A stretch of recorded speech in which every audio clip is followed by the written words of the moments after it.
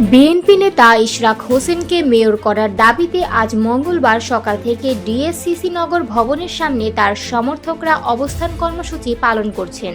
ঢাকাবাসী ব্যানারে এই কর্মসূচি চলছে গত বুধবার থেকে। এতে নগর ভবনের প্রধান ফটকে তালা ঝুলিয়ে দেওয়া হয়েছে।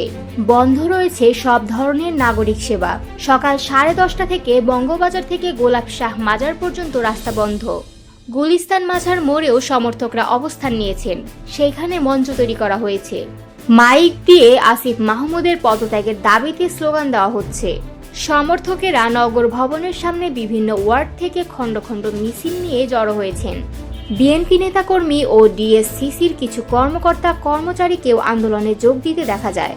ইশরাকের সমর্থকদের অভিযোগ, স্থানীয় সরকার মন্ত্রণালয়ের উপদেষ্টা আসিফ মাহমুদ সজীব ভুঁইয়া ইচ্ছাকৃতভাবে শপথ গ্রহণে বাধা দিচ্ছেন। তাদের অভিযোগ, বিভিন্ন অজুহাতে ইশরাক হোসেনের মেয়র পদে দায়িত্ব নেওয়া বিলম্বিত করা হচ্ছে। তারা উপদেষ্টা আসিফ মাহমুদের অপসারণ ও ইশরাকের দ্রুত শপথ নিশ্চিত করার দাবি জানাচ্ছেন। বিএনপি নেতা সালাউদ্দিন আহমেদ সতর্ক করেছেন যে ইশরাক হোসেনকে দ্রুত মেয়র হিসেবে শপথ না দিলে চলমান আন্দোলন ভিন্ন পথে মোড় নেবে। গতকাল সিলেটে এক সমাবেশে তিনি এই হুঁশিয়ারি দেন। ইশরাক হোসেন অভিযোগ করেছেন, সরকার সর্বশক্তি দিয়ে ঢাকায় বিএনপির মেয়র নির্বাচিত হতে বাধা দিচ্ছে, যা আগামী জাতীয় নির্বাচনে তারা কি ভূমিকা পালন করবে তা ক্লিন কার্ড বুঝিয়ে দিল।